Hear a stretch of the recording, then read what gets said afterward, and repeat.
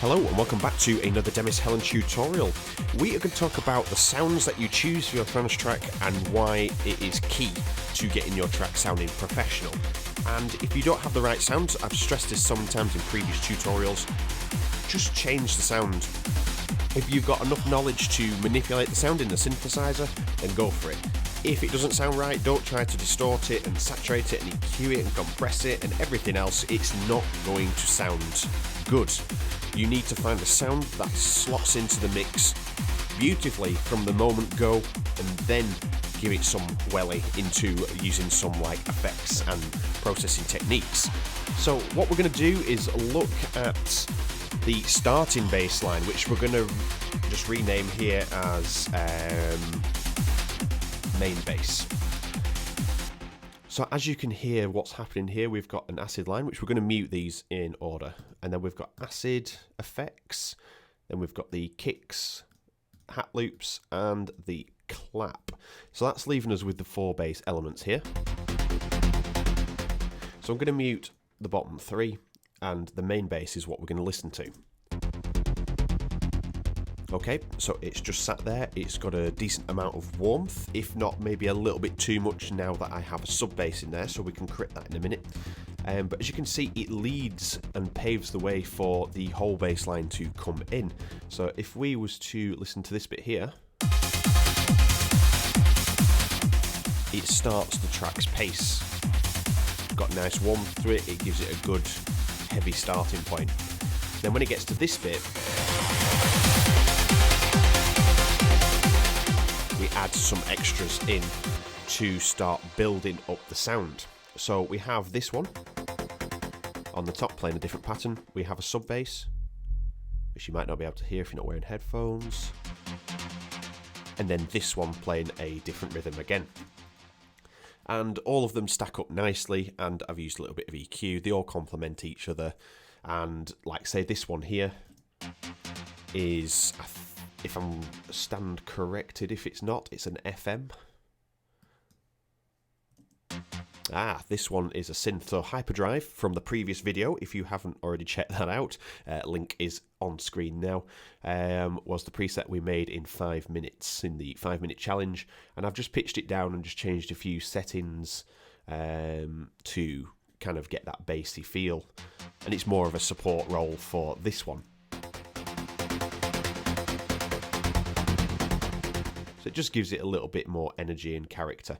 So the second one I think is more on the FM side of things. Yes, so it's called Bass Too Hard, and it's an FM synth. Yeah, it's got a few layers. So that already gives it presence more in the kind of mid-range, because you can really tweak an FM synth frequency modulated sound to the kind of tone that you want. You've got a lot of control. So if you haven't already seen the video on that, that is on screen as well, about creating mid basses using FM synthesis.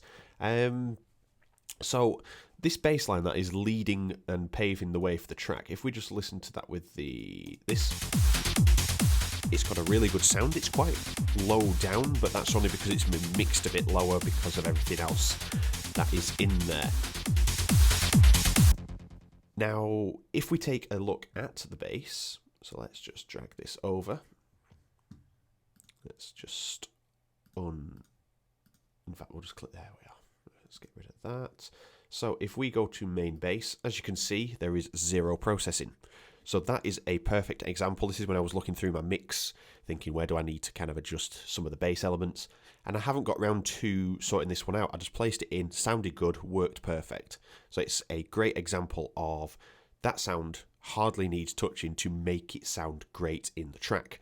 So there is one EQ on it, and all it's doing, if we drag that on, is just rolling the bass off below 27 hertz. So it's just literally I've just flicked a roll off onto it to obviously keep that bass, that lower frequencies out of the mix. And that is it. That's all that's on that bass.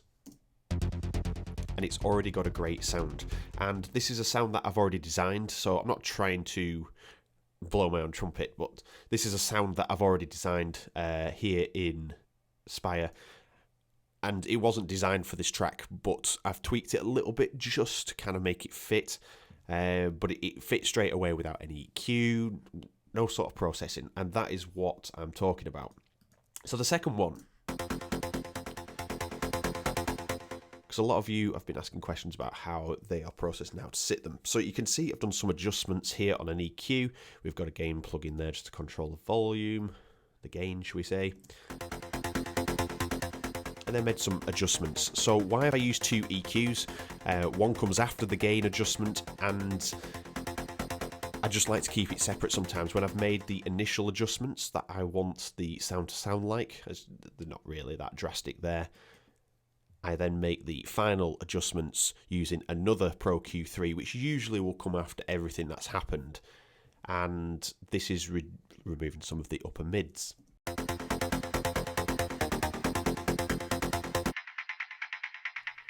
So it's just getting rid of that like kind of really hard hitting sound, because that is being made way for the synth part.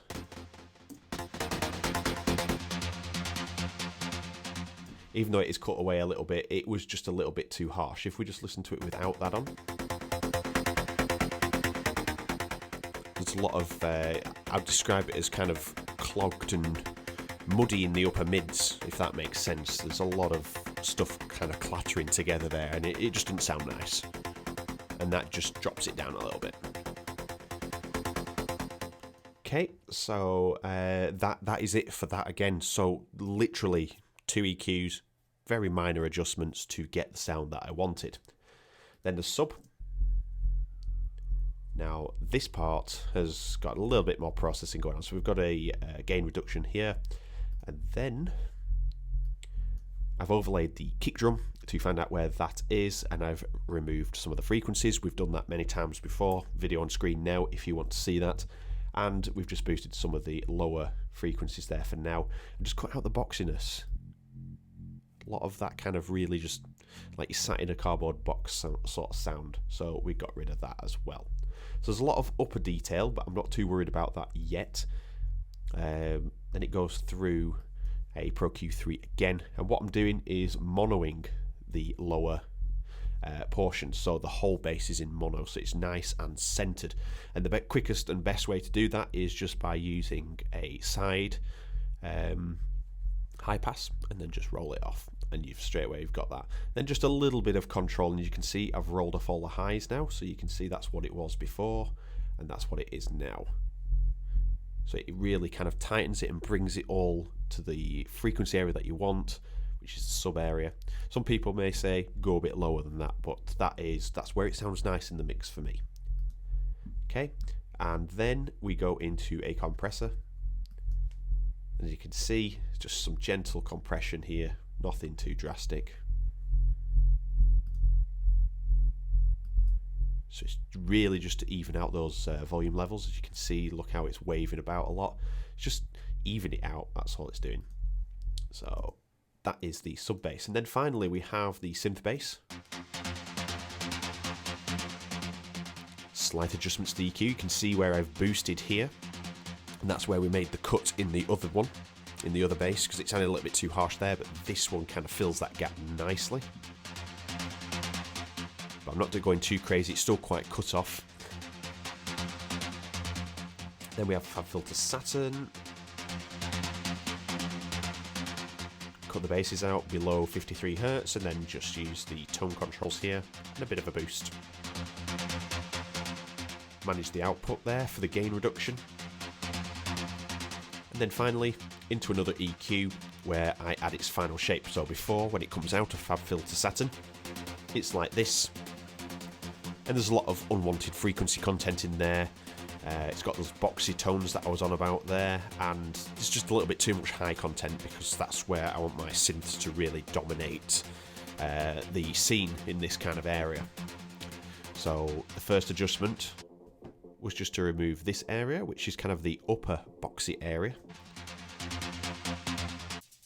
and just to boost this section again, because that's where we cut from the other bass, just to give it a little bit more presence back there, and then a roll off here, just to get rid of that real top end, and then a roll off at the bottom as well.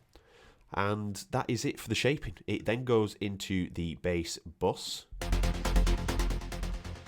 where you can see a lot of compressors, and that is an upcoming video, so keep your eyes peeled for that. But I'm using Molot, And as you can see, they are the settings there. We're not using the filter for the top, but we're using a fairly slow attack on the Sigma setting, and then doing some serious compression there just to kind of glue it all together nicely.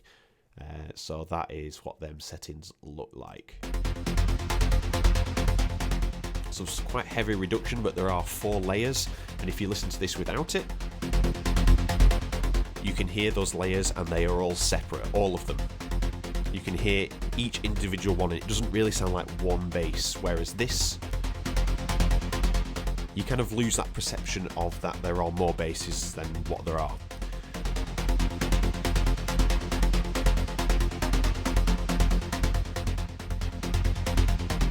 And then finally, I've just got a limiter on the output for now, but it's not really doing anything, so that's all fine.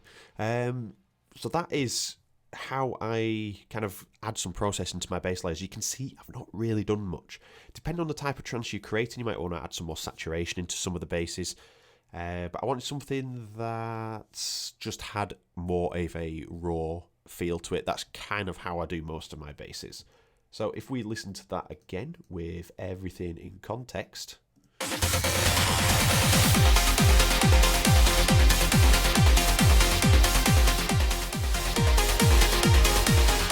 Let's just turn off the inserts on the bass group.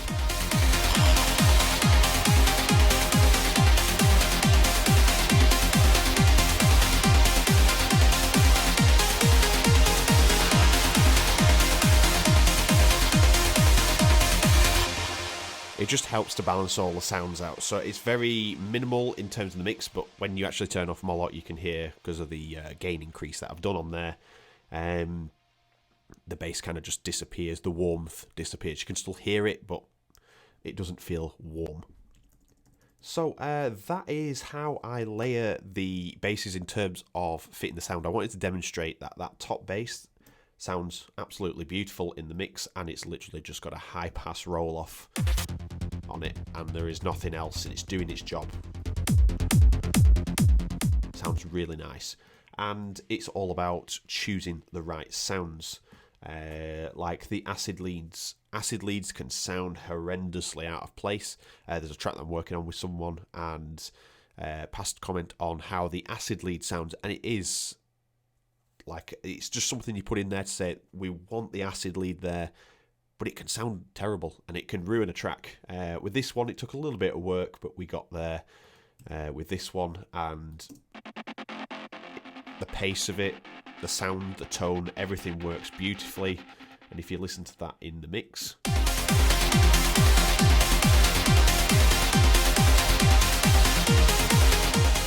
it's just supporting in the background. It's not doing anything too drastic, but it sounds really good here.